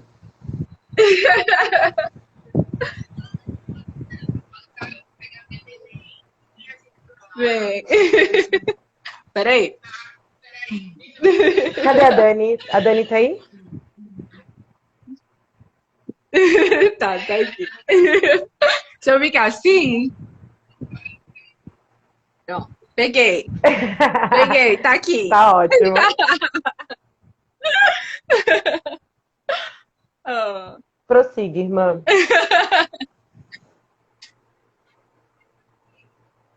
Pronto. Se acomodou? Agora que tô, porque é o colo da mamãe. Claro. Você estava falando sobre o trabalho, esse trabalho de circular essas ideias. Sim. Esse trabalho de circular essas ideias. Segura aqui, Dandão, por favor, rapidinho. Peraí, deixa eu me acertar aqui Tá. com o celular e neném. Peraí. Ah, mãe, né, gente? Gente, eu amo esse ofício de ser mãe. Peraí, deixa eu me acertar aqui, tá? Celular e... Pronto, foi. Agora... Então, assim, esse trabalho de divulgação, de escaneamento, né, também foi algo. As pessoas, é importante as pessoas saberem disso, assim, Sim. sabe? Que teve gente trabalhando para divulgar tudo isso. Gente, inclusive, muito antes de mim, Sim, sim. né? Eu já aprendi sobre mulherismo, já tinha um grupo que discutia na Bahia, um grupo chamado NIAP, né? Que fazia traduções. Então, assim, houve esse esforço, porque se a gente for depender da universidade ou das editoras brancas, elas não vão traduzir uma epistemologia radical a ponto da gente romper com eles. Exato. Né? Não vai. Claro que não, exato. Vai, no máximo, aquela epistemologia que vai fazer a gente ficar o tempo todo querendo ensinar para o outro que a gente precisa ser tratado com humanidade, etc, etc, etc.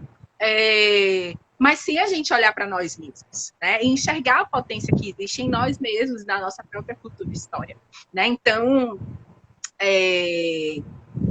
eu acho que eu considero que foi um trabalho bastante importante, assim, de várias pessoas, vários militantes, inclusive silenciosos, né, fazendo esses drives, fazendo essas divulgações, para que hoje a gente pudesse estar aqui discutindo, né, em outras bases, em outras perspectivas. Né? Se a gente fosse depender da maior parte da academia e da universidade, a gente da militância, né, de base ocidental, a gente nunca iria chegar para estar discutindo autores africanos hoje de maneira mais ampla. Sem dúvidas.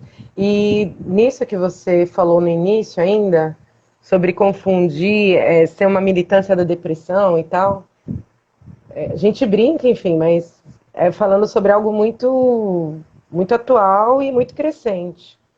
O que eu sempre tento falar aqui é que o sofrimento de todo mundo é válido. Tem um lugar que é da individualidade que só a gente acessa. E esse lugar, ele tem que ser cuidado. Não é sobre engole o choro e vai, mas é sobre aprender aonde se cuida. É sobre aprender para quem se diz. Uma vez eu ouvi, acho que foi o próprio Nobel falando sobre que a gente precisa aprender a ter nossos segredos, a gente precisa reaprender com quem a gente fala nossas feridas. E essa diferenciação, quando a gente fala sobre um lugar comum, e aí tem um lugar político, o eu, ele não é tão importante quanto nós. E aí tem uma orientação que ela tem que ser coletiva. Mas eu, enquanto as minhas dores em uma categoria, é importante sim. Mas não é à toa que minha profissão existe, né? Ela é importante, ela tem que ser cuidada. E cada trauma tem que ser olhado. O modo como a gente assimila o colonialismo, as feridas e os traumas, cada um tem um jeito de lidar, de reproduzir auto-ódio, de se mutilar, cada um tem uma maneira. E para a gente descobrir como cada um fez, é um percurso importante. Não dá para fazer esse percurso com psicólogos brancos, com bases brancas. Isso não é possível, porque ele vai dizer que você está com depressão porque não sei o quê, vai dizer que você tem déficit de atenção porque é uma coisa não sei o quê. Não vai dar fundamento também anterior a você dos seus problemas e das suas questões psicológicas, e também não vai orientar esse princípio de agência. Vamos organizar esse sofrimento. Não é só sobre vamos senti-los e identificar. Vamos organizar, vamos dar movimento para ele. E aí, beleza, aconteceu isso e daqui para frente, o que vai ser? Como que a gente pode romper esses ciclos que são transgeracionais? Não nasceu aqui comigo e nem com você. E isso é importante da gente também se ver como agente mesmo de quebrar esses ciclos. Então, quando você traz também... e eu acho que o papel de difundir... E aí, do meu ponto de vista, claro, a leitura, ela não... Eu vejo muita gente batendo cabeça na porta de eu não consigo viver o espírito da intimidade, não dá para eu reproduzir. Não são manuais, são inspirações, são valores. A gente vai entender como que dá para trazer esses valores para a nossa vida prática. E cada realidade tem os seus dilemas. Tem dilemas que é como você disse, e aí que tá. Ah, eu não vou conseguir quebrar a lógica ocidental, mas dentro do que você pode escolher, o que você está fazendo. Dentro de escolher os seus parceiros, dentro de se alimentar melhor, dentro de cuidar da sua saúde física e espiritual, do que você pode escolher. Tem muita coisa que a gente não pode escolher. Sim. De 100%, várias. Mas com certeza tem uma grande parte que, se você fizer escolhas dentro dessa linha de reorientação, você vai fazer uma grande transformação, não só na sua experiência, mas para quem está ao redor. E essas escolhas não estão sendo feitas em nome do que a gente não pode necessariamente interferir de modo direto. E só eu quero deixar muito explicado o que vai ser, então, essa agência dessa proposta, desses paradigmas que a gente está aqui convergindo como uma possibilidade prática, não é teórica, é uma possibilidade de ação. Acho que é isso. Irmã, eu acho que vai acabar o tempo aqui. Eu não sei quanto tempo de live, na realidade, o Instagram suporta. Quanto tempo de live o Instagram suporta? Era 1 hora, mas aí depois que eu ultrapassei não sei quantos mil seguidores, aí... Ah, você tem isso? E aí, mas pra você estar aqui, tem isso? Aí, tipo, eu fico mais de 1 hora, não sei o que é isso. Não fiz nenhum esforço, inclusive, que fique nítido, não fiz nenhum esforço para ter, para ter seguidor. Sim. Mas aí fica mais tempo. Entendi. Com relação a essa questão da agência, né? É um meio termo, sabe? 4 horas. Tá Tá dizendo aqui 4 horas. Então, dá-lhe, mano, dá-lhe. Esse conceito de agência ele é muito importante, né? Porque senão fica parecendo também que a gente está nas mãos do outro. Exato. E a gente não tem saída, né? Que é o outro que precisa fazer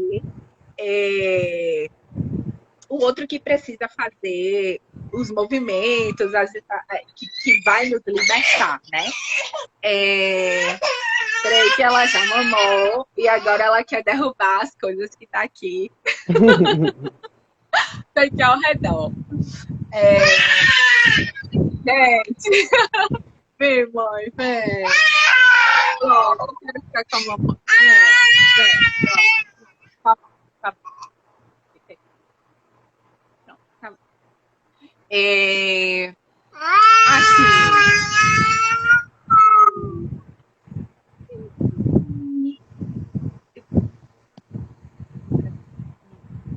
Peraí. Claro, tranquilo. Tem uma mágica. Resolvi. Esse conceito de agência é um conceito muito importante, assim, porque fica parecendo que a gente está sempre na mão do outro, né? Então, é o branco que precisa aprender a ser antirracista, é o branco que precisa ensinar, aprender, fazer curso sobre a Lei 10.639 para ensinar meus filhos dentro de casa, é o branco que precisa rever seus privilégios. Eu sempre digo, né, que por mais que eles, revejam meus privilégios, qual que é o segundo passo? Vai vender as terras que seus ancestrais escravocratas deixaram para você, para a gente montar nossos acampamentos, para a gente ter espaço para cultuar nossos ancestrais perto da natureza? Não vai? Então, de que resolve? Que racismo é esse, né? Que reconhecimento é esse? Essa algo retórico, né? De nada resolve. Então, a gente tem esse trabalho de fazer, de saber qual é a nossa responsabilidade. Né? qual é a responsabilidade? Qual é a responsabilidade da militância política? Qual é a nossa responsabilidade enquanto família, enquanto indivíduos mesmo, né? E transferir também as responsabilidades para o branco é como se a gente quisesse fazer uma expurgação assim, cristã, Total. no sentido assim de você pecou Total. e agora Redenção. você vai ter que expurgar seus pecados, você vai ter que, né? Mas sempre um movimento de querer continuar amando, é um movimento de codependência de raciocínio. Eu não consigo sem você, então você tem que melhorar para eu poder existir. Sim, exato, exatamente. Né? E eu acho que, enfim, eu acho que a proposta do pan-africanismo, do nacionalismo preto, né, da afrocentricidade, do mulherismo africano, da psicologia afrocêntrica, é dizer que essa agência está nas nossas mãos. Né?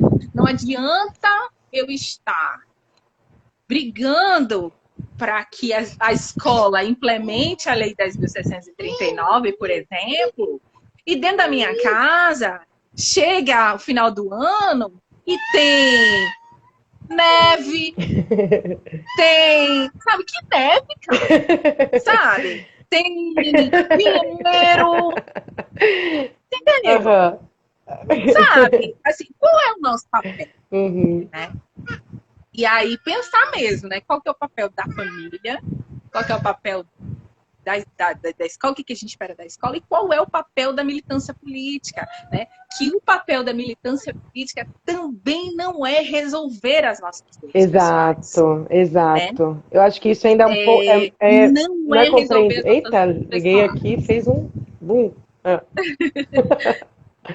Uma vez eu fiz um texto falando que militância não era processo terapêutico, né?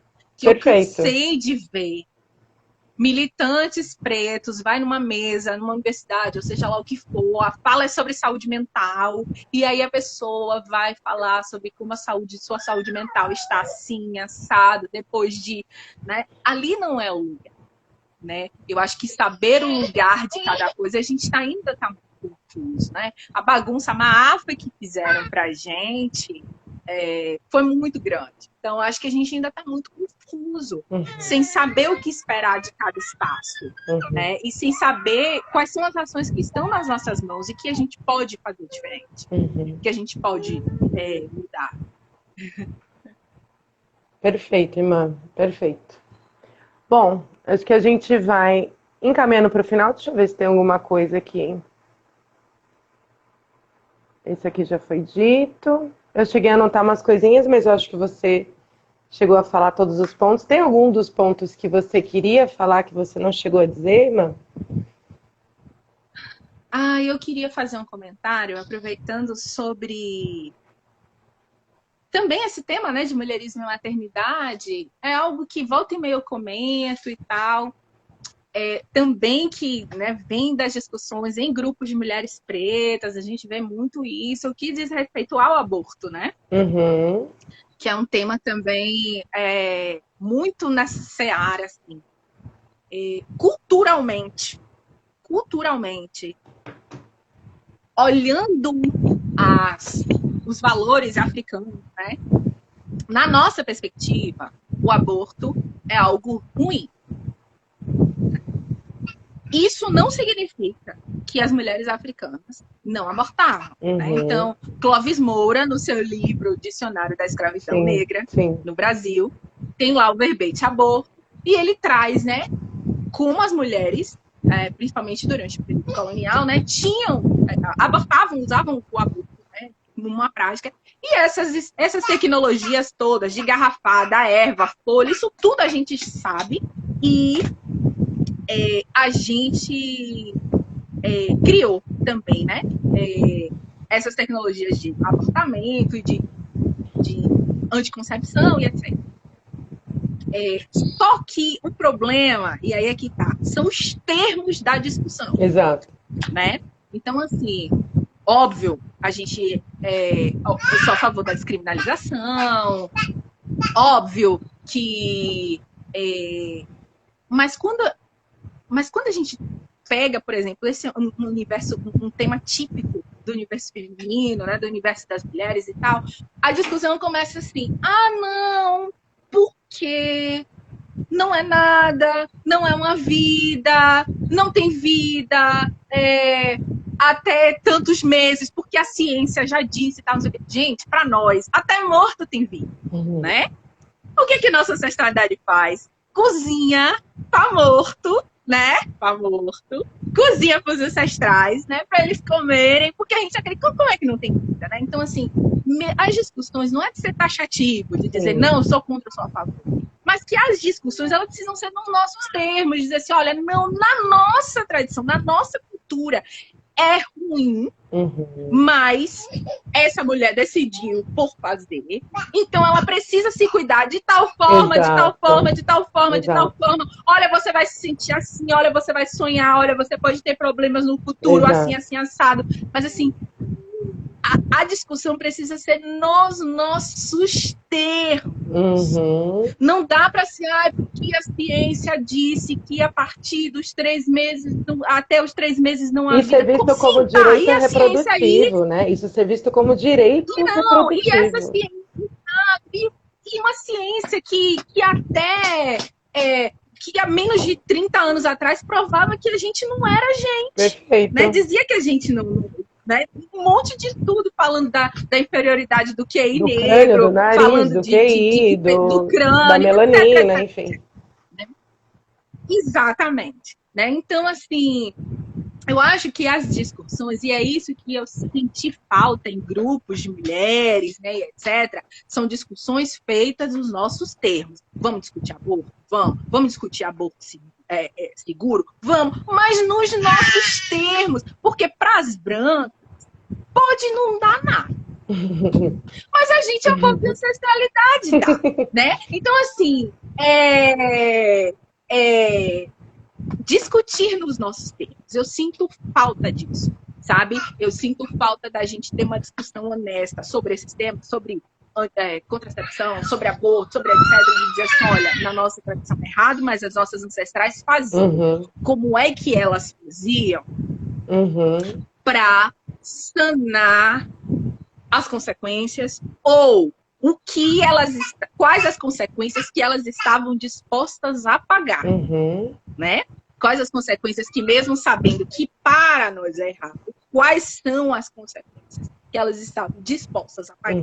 Então, essa discussão de maternidade nos nossos termos, né, como a irmã colocou assim, essas questões sobre aborto nos nossos termos, sobre contracepção nos nossos termos, é uma tarefa que a gente precisa fazer, né? Eu considero que seja uma tarefa e das mais urgentes, né? Porque se somos um povo matriarcal,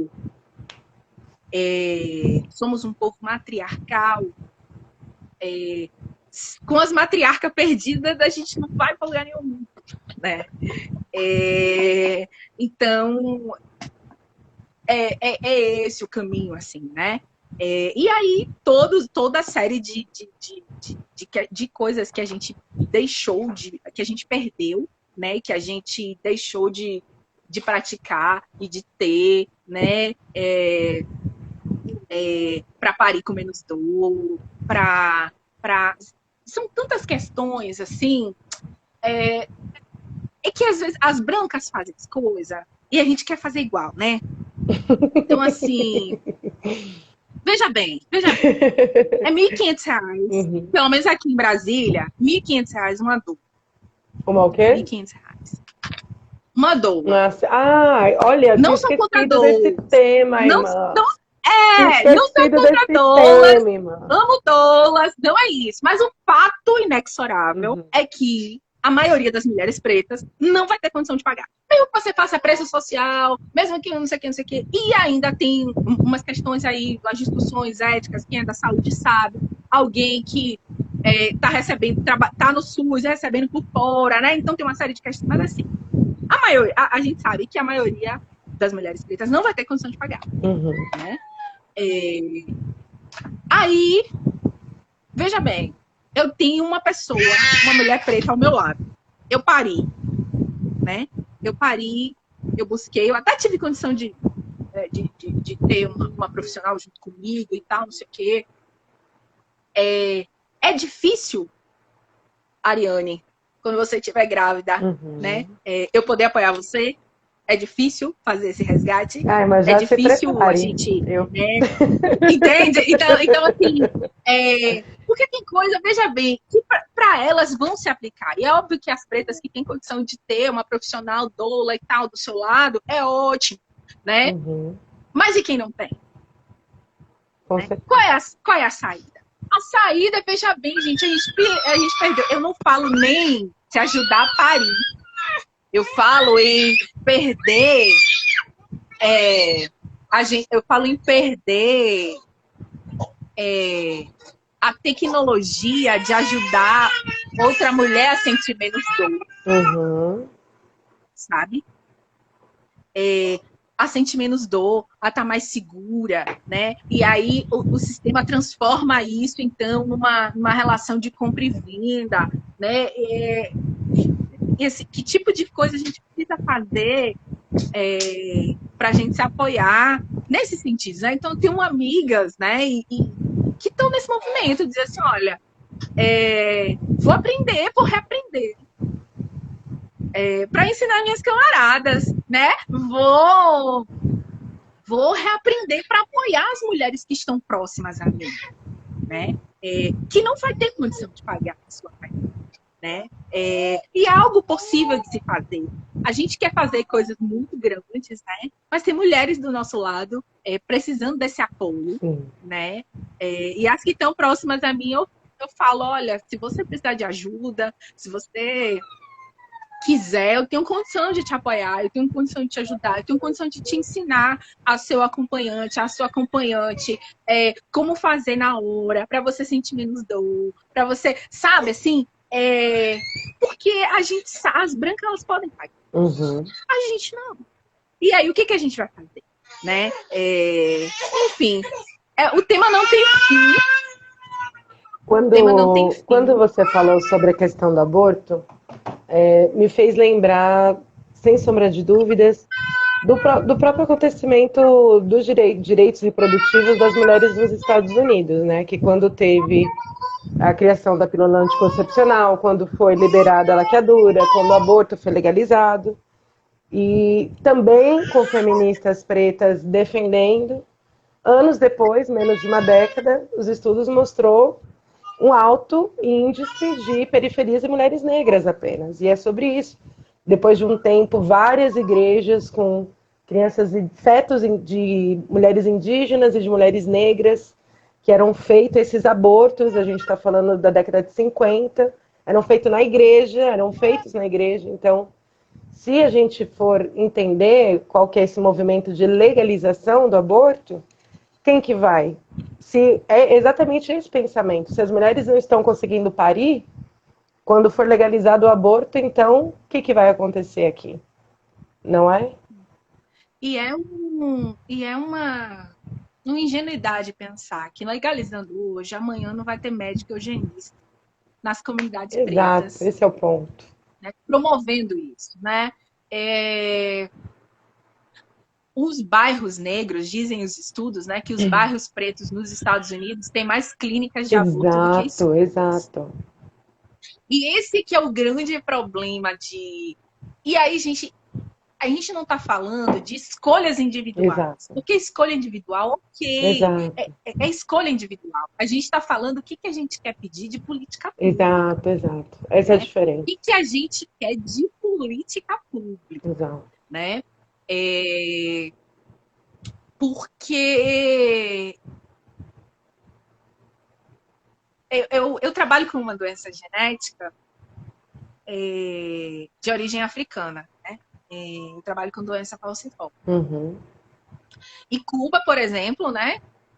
É um país... A doença falciforme é uma doença genética de origem africana. A maioria das pessoas que nascem com a doença são pretas e tal. É uma doença séria, mas que com os cuidados a pessoa vive bem. Inclusive, enfim.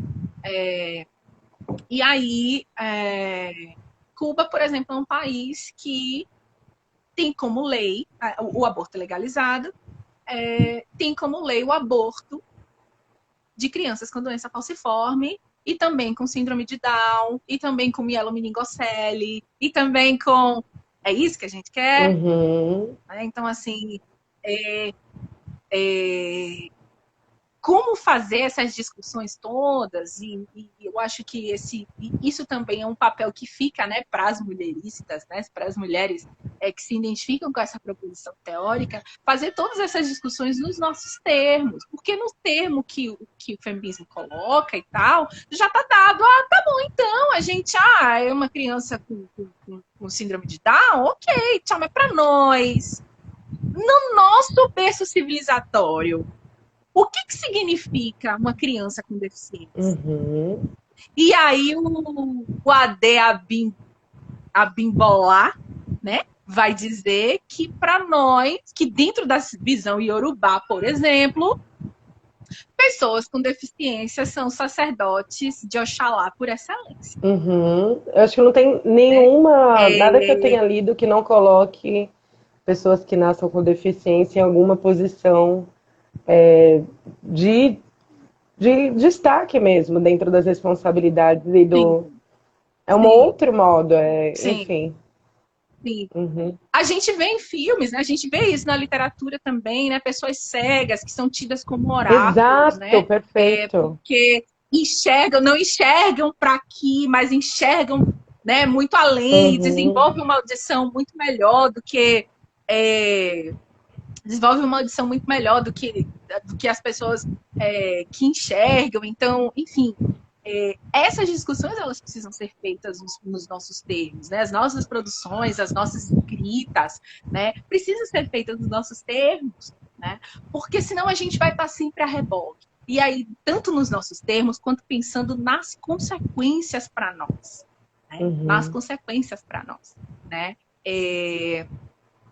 Tendo como referencial a nossa tradição. Né? E aí a gente precisa buscar, a gente precisa ler, a gente precisa assistir filme, a gente precisa olhar com mais acurácia as comunidades africanas. Enfim, é isso. Bom, irmã, quer deixar um recado geral aí para quem nos assistiu até agora, que nem sei quanto tempo que a gente está aqui, mas eu sei que teve aí um público que não desistiu, ficou aí.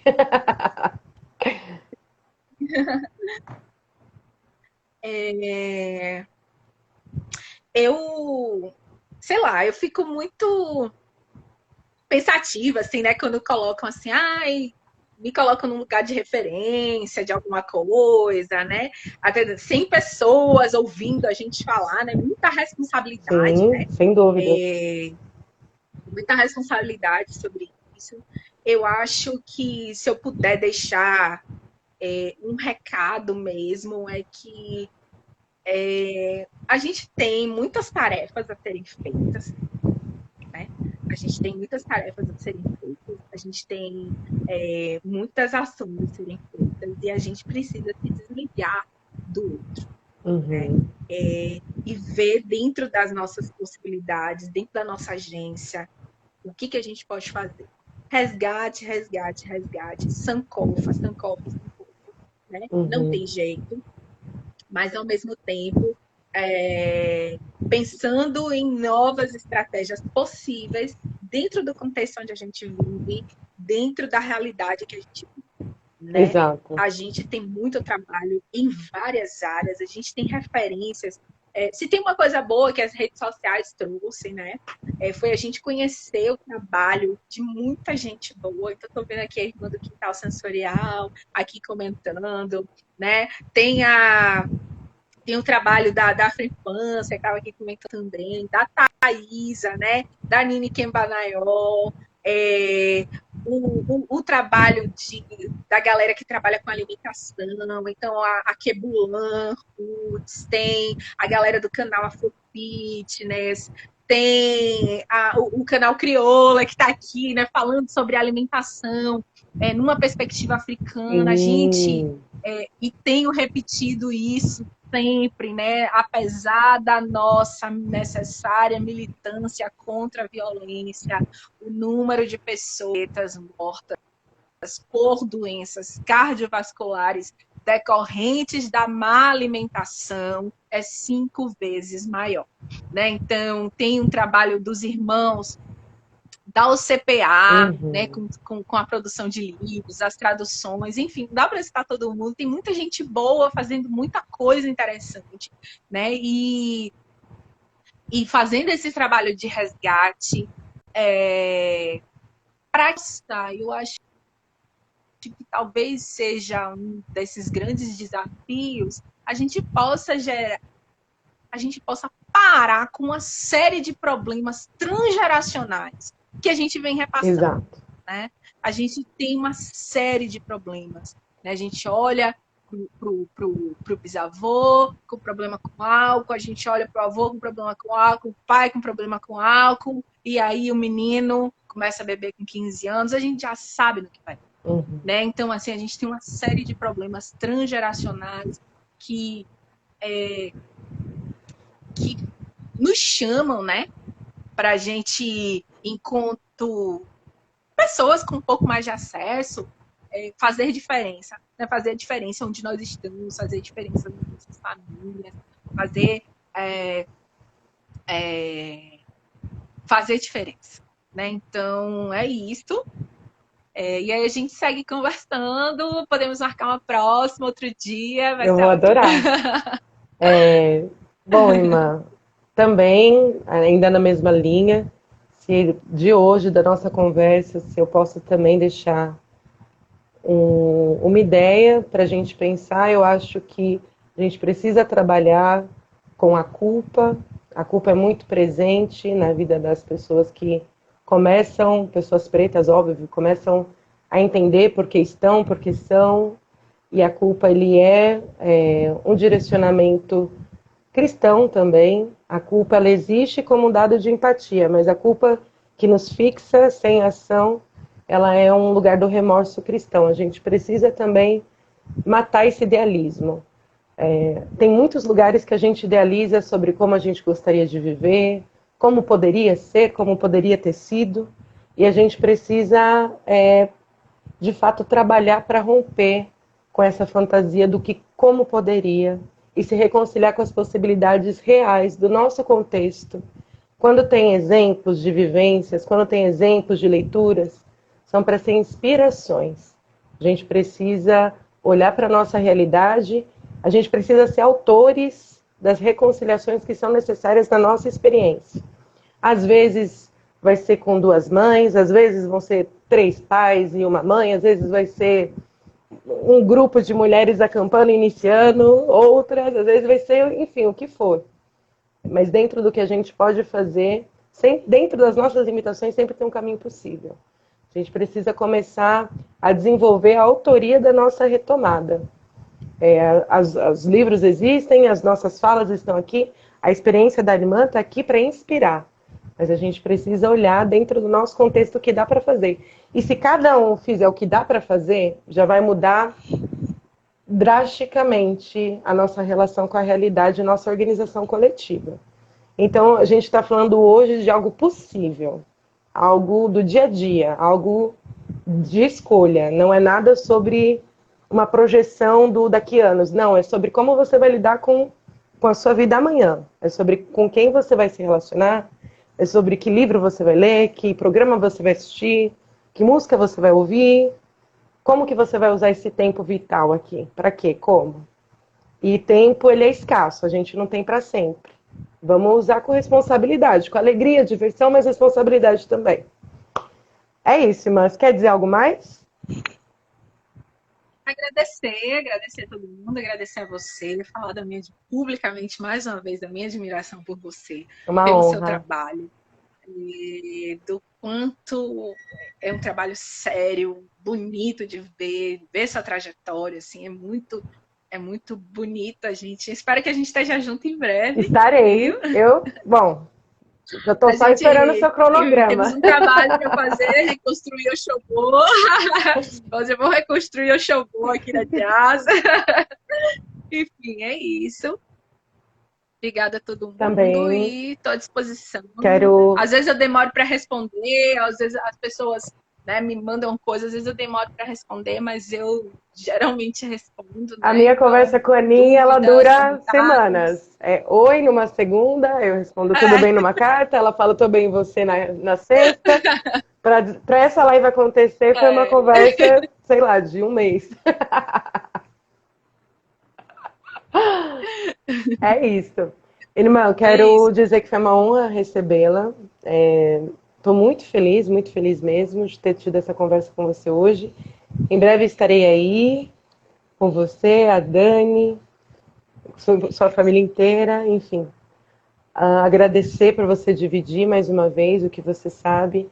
Eu adoro a sua didática, acho você extremamente acessível.